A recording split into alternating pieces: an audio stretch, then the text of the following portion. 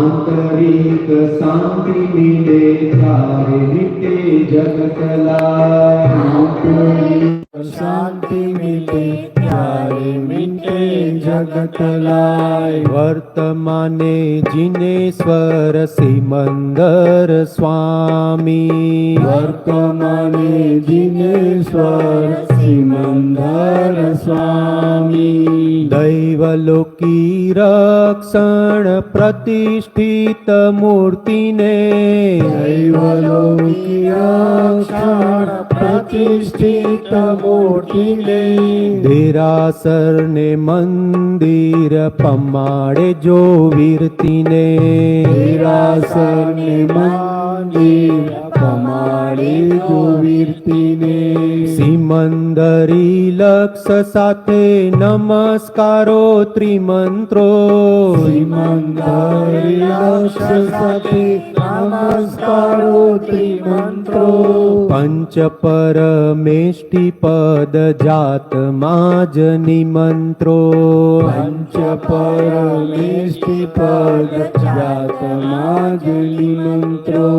વર્તમાને જીનેશ્વર સિમંદર સ્વામી, વર્તમાને જીનેશ્વર સિમંદર સ્વામી। હાજરા હજૂરના દર્શનથી કલ્યાણ, હાજરા હજૂરના દર્શનથી કલ્યાણ। તેમની જ પરસદામાં મરી જીવું કલ્યાણ, તેમની જ પરસદામાં મરી જીવું કલ્યાણ। મતાંધોનું મારણ આત્માર્થ પામવા, મતાંધોનું મારણ આત્માર્થ પામવા।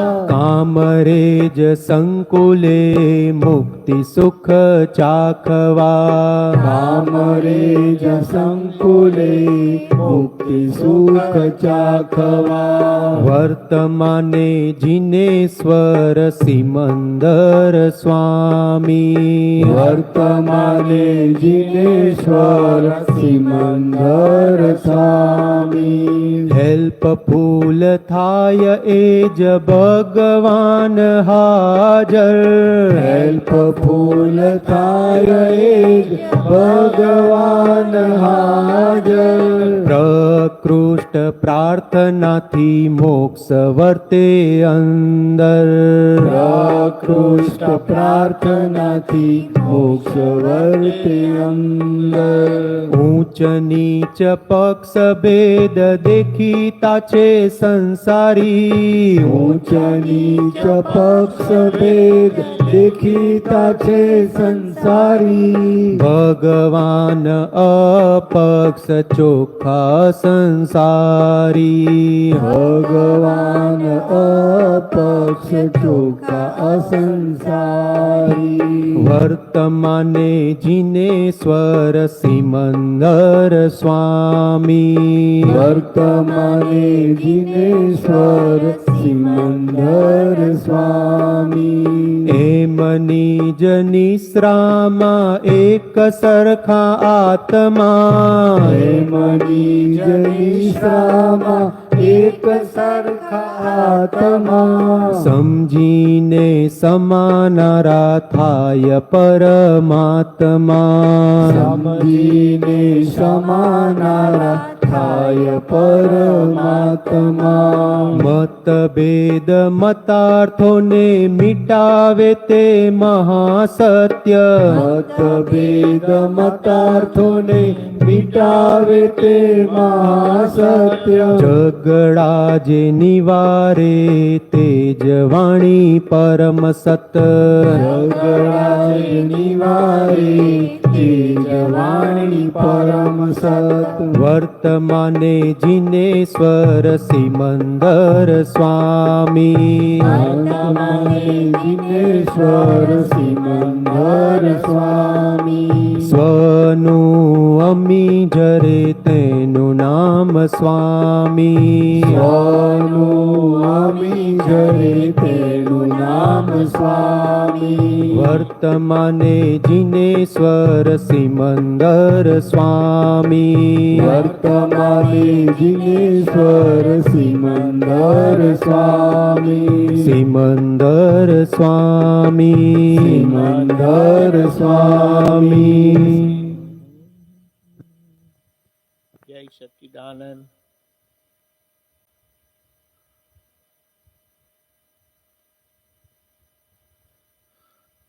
સિમંદર સ્વામી પાસે સ્વનું અમી ઝરે છે. દાદા ભગવાન પાસે એ જ હતું એટલે એમની પ્રત્યક્ષ હાજરી એ રીતે કામ કરતી હતી.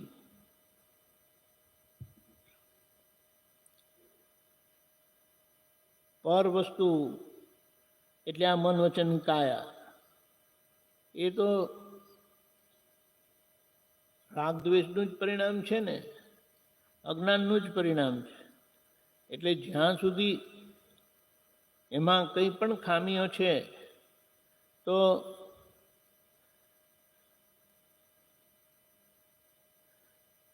એમાં અમૃત રસ નહીં ઝરે, બધું ઝેર જ ઝરશે. અને એ આપણે અહીંયા જોઈ શકીએ છીએ આપણા જીવન વ્યવહારમાં. અને એ વાણીને વ્યવહારથી સામાન્ય પહોંચે છે. અને આપણે જો જોઈએ તો એ વાણી વ્યવહાર નથી હોતા ત્યારે અંદર બધું ચાલ્યા કરે છે. ચાલતું ખબર પડે છે ને કે નથી પડતું, બધાને ખબર પડે. જેમની અંદર આત્મા જાગેલો છે એને બધાને ખબર પડે. વહેલું મોડું ખબર પડે જ, ના પડે એવું બને જ નહીં. પણ ખબર પડે એટલે પછી શું કરવાનું ને એ મહત્વનું છે. ખબર પડ્યા પછી જે કરેલું હોય છે ને તેને કરેલું નથી કહેવાતું, કરેલું નથી ગણાતું. કારણ કે એ ખબર પડ્યાનું ફળ છે, એવું નહીં. ખબર પડી એટલે આપણે કઈ સત્તામાં છીએ? ભગવાનની સત્તામાં છીએ. અને ભગવાનની સત્તામાં રહેવાથી આ ખબર પડી. અને ખબર પડ્યા પછી એ સ્વાભાવિક છે કે એને તમે ચોખ્ખું કરવાના જ. એટલે એ જે શુદ્ધિકરણ પ્રક્રિયા થાય છે ખબર પડવાના પરિણામથી, તેમાં ક્રિયા હોવા છતાં એમાં કર્તા ભાવ નથી હોતો. કારણ કે મૂળમાં હું શુદ્ધાત્મા છું થયેલા છે. એ સિવાય વ્યવહારની કોઈ બાબતનું કરવા પણ આપણું રહ્યું નથી. એટલે એ જે કામ કરે છે ત્યાં આપણો આખો વ્યવહાર નિશ્ચયાત્મક થતો જાય. એવા વ્યવહારનો ભાગ એટલે એમાં જે રાગ દ્વેષનું ઝેર પડ્યા કરતું હતું એ બધું આથમતું જાય, ભૂસાતું જાય અને અમૃત ટપકવા માંડે, ટપકતું જાય. નહીં ટપકે તો અંદર ભાવથી રહે કે આમ મારે કરવું છે. એટલે અહીંયા આપણને ખબર પડે કે મહાત્મા માત્ર કેવી રીતે એ અમૃત જ ફેલાવે છે. કારણ કે દ્રષ્ટિમાં પોતે કોણ છે એ બેસી ગયેલું છે. એટલે કહે છે કે હું નિશ્ચય નિર્ણયથી કેવળ શુદ્ધાત્મા જ છું.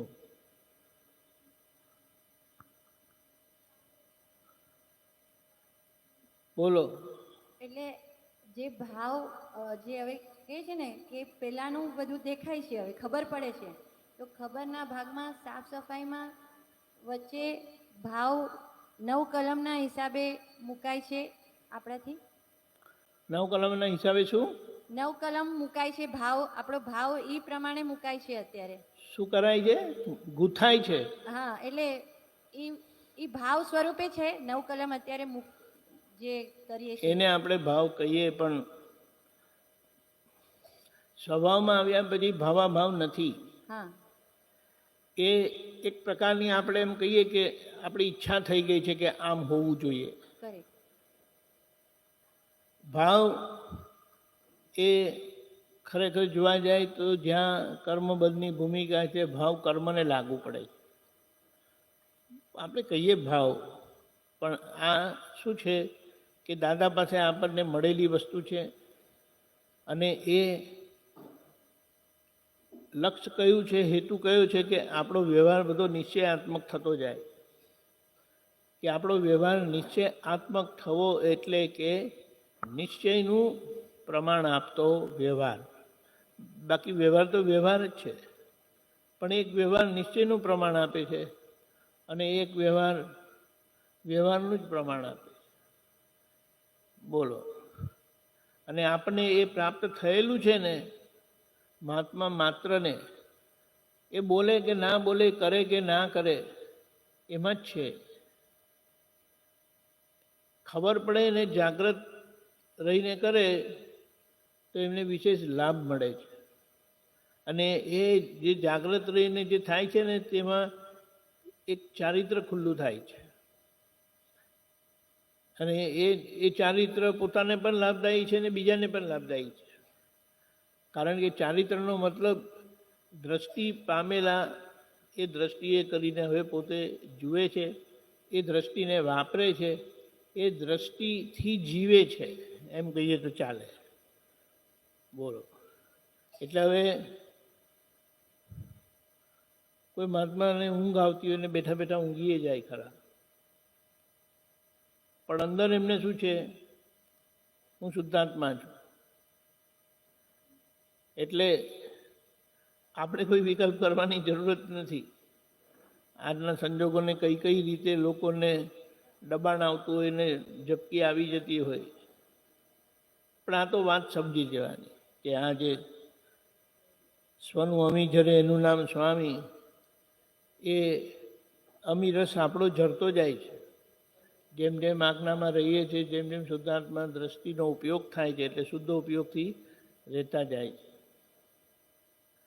એવું છે.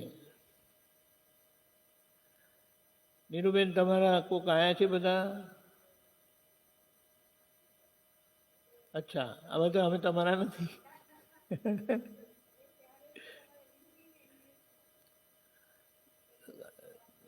એ તો બરાબર છે, આપણને ક્યાં વાંધો છે. ભલે ભલે, કઈ વાંધો હવે એટલે તમે કહેજો. અમને તો બહુ ખબર નહીં પડે, અમુક ઓળખાય અમુક નહીં ઓળખાય. હા, એનો કંઈ વાંધો નથી. આવું છે. આપણે હમણાં જે વાત કરી, થોડી એન્ટ્રી થઈ એટલે સાંભળી કે આપણો વ્યવહાર એ વ્યવહારના બેઝ પર છે કે નિશ્ચયના બેઝ પર છે, એનું એક બેરોમીટર આપણા પોતા માટે કે થર્મોમીટર કેવી રીતના રાખવું સેન્ટરમાં રાખીને આપણે. એક વ્યવહાર કર્મના ધક્કાથી થાય છે.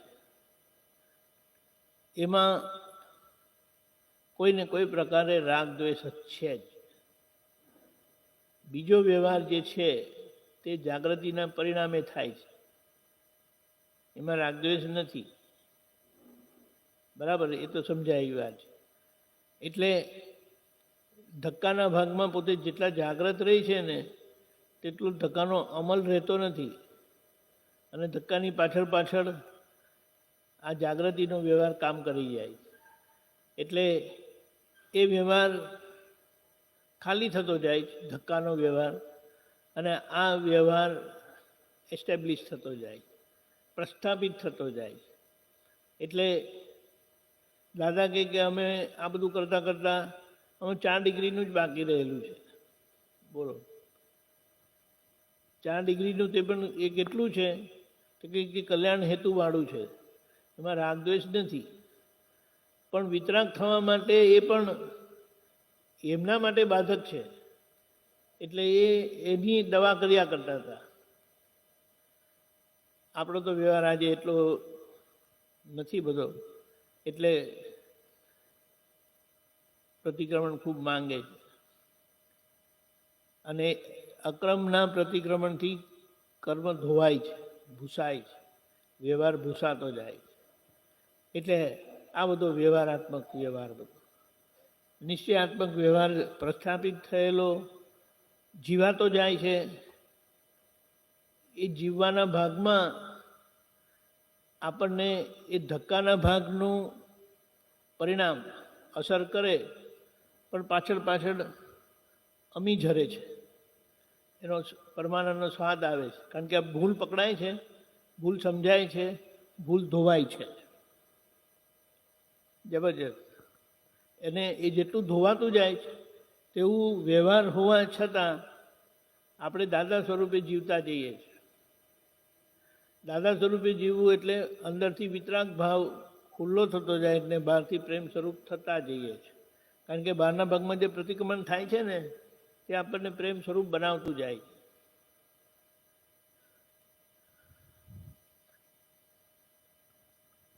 આપણે કહીએ ને, હા બોલો. ગઈકાલે આપનું સત્સંગ સાંભળ્યું હતું ત્યાં સ્કૂલમાં, તો એમાં આપે એક એ વાત કરી હતી કે જીવાતો જે વ્યવહાર છે એમાં આપણે જીવીએ છીએ, એટલે આપણે આગળનું પ્રતિષ્ઠા કરીએ છીએ, એવું કંઈ આપ સમજાયું? એના પર થોડી હજી પ્રકાશ પ્રતિષ્ઠા પાડો. કરી એટલે પ્રતિષ્ઠા થાય છે. હા, પ્રતિષ્ઠા થાય છે. જેમ આપણે કહીએ છીએ ને, મહાત્મા આજ્ઞા ધર્મથી જે જીવે છે એ આજનું જીવન છે, પુરુષાર્થનું જીવન છે. એનાથી જે પ્રતિષ્ઠા થાય છે તે 70% બહાર જો આપણા માર્ક્સ આવે તો સીધી કે મહાવિદ્ય ક્ષેત્રમાં જાય. એટલે ઉદ્ગલ એવું તૈયાર થાય છે કે નવી પ્રતિષ્ઠા આખી જ્ઞાને કરીને થાય. અજ્ઞાનની પ્રતિષ્ઠા બંધ થઈ ગઈ. અજ્ઞાનની પ્રતિષ્ઠા હું અમીબેન છું તો જ હોય, અને હું શુદ્ધાત્મા છું થયા પછી એ પ્રતિષ્ઠા રહેતી નથી. સમજાય? કારણ કે જય સચિદાનંદ બીજ પડવા માટે હું અમીબેન જરૂરી છે. એટલે કર્તા ભાવ ફક્ત આજ્ઞા પૂરતો જ છે. એટલે ત્યાં સંભાવ્ય નિકાલના હેતુ પૂરતો જ છે. એટલે ગુચાવવાની જરૂરત નથી. ક્લેરિટી સાથે જીવી જવાનું અને ભડકવાનું નથી. એવી રીતે આનંદજી, અમુક વ્યવહાર એવો થાય છે કે દાદાની સમજણ જે હું સમજ્યો છું એ આધારે ન હોવો ઘટે. દાદાની સમજણ જે હું સમજ્યો છું એ આધારે ન હોવો ઘટે મારો વ્યવહાર, એવી એક મારી માન્યતાના આધારનો વ્યવહાર થઈ રહ્યો છે. જે બહારના વ્યવહારમાં કોઈને તકલીફમાં નથી, તો મને ખબર પડે કે ખૂંચે છે. અંદર પોતાનું શુદ્ધાત્માનું લક્ષ્ય, એની પ્રતિતિ જાગૃતિ સારી એવી વર્તાય છે. પણ એ થતા વ્યવહારમાં અને થયા પછી એક પ્રકારનું એક સફોકેશન અંદર રહ્યા કરે છે. તો એનું એક સ્ટેપ આગળ વધવા માટેનું કોઈ, હું શું કહેવા માગું તમે આખો આઈડિયા સમજી ગયા ને, એવી રીતના થયા કરે છે. આ ન હોવો ઘટે, એની અસર એવી રીતના અંદર લેવલે થયા છે, પણ પાછા અંદર કહે છે હું આ ન હોઉં, પણ એમ થાય છે કે હજી કેમ આવું થયા કરે છે એમ કરીને. એ એક પ્રકારની ગુંગળામણ છે, સફોકેશન છે. કારણ કે એ જે બને છે ને એના પક્ષમાં હવે પોતે રહ્યા નથી, પણ ડિસ્ચાર્જ પરિણામમાં છે. અને એ પોતાને જાગૃતિથી ખબર બી પડે છે. એ રીતે થાય જાગૃત. એ જે સફોકેશન થાય છે, જે બહારના પોર્શનમાં ને અંદર સૂક્ષ્મ લેવલે જે એની અસર વર્તાય છે, ત્યાં પ્રતિક્રમણ હોવા ઘટે કે કેવા હોવા ઘટે? એ તમને પ્રતિક્રમણ કરાવે છે. ગુંગળામણ કેમ થાય છે કે જે હરીશભાઈનો ભાગ છે ને તેમાં તમને સ્વસ્થતા રહી નહીં. બરોબર. મને હજી એવું થાય છે કરી. ગુંગળામણ નહીં હોય ને તો પ્રતિક્રમણ જ થશે. ઓકે. હા. ગુંગળામણમાં શું થાય છે, જે ભાગ હરીશભાઈનો છે ને એમાં મને હજી એવું થયું, મારાથી હજી એવું થઈ જાય છે. હુંમાં અસર નથી આવતી, પણ મારામાં અસર આવે છે. એ પોતાને ખબર પડે. જય સચિદાન. ગુંગળામણ ત્યારે થાય જ્યારે છૂટા રહ્યા નથી. જે બાબત પ્રતિક્રમણને પાત્ર છે તે ગુંગળામણ કરાવી દે છે. ઓકે. કારણ કે એમાં એમ થાય છે કે મારાથી એવું થયું, મને થયું, મને થયું, એમ કરીને. એટલે મારાથી થયું એ ગિલ્ટી કોન્શિયસ હજી અમુક લેવલે સૂક્ષ્મ બહુ રહ્યા કરે છે. ગિલ્ટી ફિલિંગ જે આવે છે એને અપરાધ ભાવ કહે છે. એ અપરાધ ભાવથી તમારાથી પ્રતિક્રમણે નથી થતા ને ગુંગળામણ થાય. એટલે પછી બધું શાંત પડે ને, કારણ કે એનો ધક્કો છે. અને બીજું કેવું છે, તમે જુઓ, મારી અંદર ચાલ્યા કરે ને, મને એનો બહુ રંજ રહેતો નથી. એ ગુંગળામણ તો કરાવે છે પણ એનો રંજ રહેતો નથી. અને બહાર બોલાઈ ગયું, એવું કંઈક આચરણ થઈ ગયું ને કે આજે હું ઉઘાડો પડી ગયો, એનું ફિલિંગ બહુ થાય. પેલું તો અંદર ચાલતું જ હતું. એટલે આપણે એમ કહીએ કે 10 વર્ષથી ચાલતું હોય પણ તમારું એક્સપ્રેશનમાં આવ્યું નથી, વાણીના કે વ્યવહારમાં. પણ આજે આવ્યું તો તમને અંદર થયા કરે, અરે થયું કેમ, બહુ ખોટું થયું. અલ્લાહ, ખોટું તો 10 વર્ષથી થતું હતું પણ ત્યાં જોયું નહોતું ને, એટલે આજે બહાર આવ્યું. બહાર આવ્યું એટલે ઉઘાડા પડી ગયા. તો હવે કે હવે અમારે મોડું શું બતાડવાનું બધાને, એવું થાય. કારણ કે હમણાં લગી 10 વર્ષથી તો એમ જ હતું ને કે મારું બધું સારું છે કરીને, પણ આ બહાર એક્સપ્રેશનમાં આવ્યું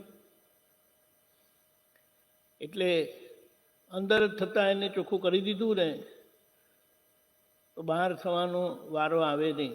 પણ આ બધા આજે આપણા નિકાચિત કર્મો છે ને, નિકાચિત કર્મો એટલે શું કે ભૂલ કરાવે તમારી પાસે. હવે કેટલા ધોરણે કરાવે ને કેટલા આગળ જઈને તમે પાછા આવી જાઓ છો ને એના જાગૃતિ પર છે. કોઈને આમ જસ્ટ બહાર આવે ને તરત અંદર જતા રહે, કોઈને બહાર આવે કંઈ ખેલ ખેલે ને પછી ખબર પડે ને પછી અંદર જાય. અને કેટલાક બહાર આવ્યા, આવી રીતે બહાર આવ્યું અને કોઈ કહે કે અરે આ ભૂલ છે, તમને એવી લાગતી હશે મેં તો કોઈ ભૂલ કરી નથી, એ ખબર નથી પડતી. પણ પછી જ્યારે પાછળથી ખબર પડે કે અરે આ તો ભૂલ જ હતી, માય ગોડ બહુ ભૂલ થઈ ગઈ, દાદા માફ કરજો, એવું થાય. એટલે આ પ્રોસેસમાં એ શાંતિથી જીવવાનું છે. પણ આજે એક બહારનો દેખાવો એવો થઈ ગયો છે ને, અને પોતે પોતાની રીતે માની લીધું છે કે હવે મારી એક આ લેવલ થઈ ગઈ છે. એટલે જો કંઈ બહાર આવી ગયું, નહીં તો આ મનવાણી કાયની એકતા નથી ને, એટલે બહાર એ આવવા દેતા નથી. પણ એવી જે વાણીને એવો જે વ્યવહાર છે ને એ સામાન્ય હૃદયને સ્પર્શે નહીં, સામાન્ય હૃદય લગી નહીં પહોંચે. બહાર દેખાતે સારું, પોતે માને કે આ બધું સારું છે, પણ સામાન્ય એકતા લાગે નહીં, કારણ કે અંદરથી પડદો છે. પણ આપણું આ વિજ્ઞાન એવું છે કે આપણને ખબર પડે એટલે આપણે એની સામે જાગ્રત કે કોને દેખાડવું છે ભાઈ તમારે. બોલો. દાદા એમ કહે ને કે આવી પડેલું તપને આપણે સ્વીકારવાનું છે, તપને લાવવાનું નથી. તો ઘણા પ્રસંગમાં એવું થાય કે આ તપ આપણે જ બોલાવ્યું, આ ન આપણે બોલાવ્યું, હા, આ આપણે ના કર્યું હોત તો આ તપ ના દાખલો આવ્યો. દાખલો આપો દાખલો. હવે જેમ કે કોઈ શાંતિથી બેસવું હોય, એમને એમ કીધું કે તમે આ ખાઈ લો ને, અહીંયા પડ્યું છે. તો તને મેં પૂછ્યું કે મારે ખાવું છે, ને પછી જે વગર કારણે મને ડિસ્ટર્બ કર્યું, શું કામ મને બોલાવ્યું, મારું આ ડિસ્ટ્રેક્શન થઈ ગયું. તો પછી આપણે એટલે ભાઈ શું કામ આ તપ મેં બોલાવ્યું સામેથી કે આવી બોલાવતા પડેલું તપ છે? નથી, આ તો તમારી ભૂલ બહાર નીકળી, ઓકે, તમે વધારે ઇમોશનલ થયા. અને વખતે એવું થાય તો તરત આપણે વળી જવાનું, ઓકે ઓકે મારી ભૂલ થઈ ગઈ.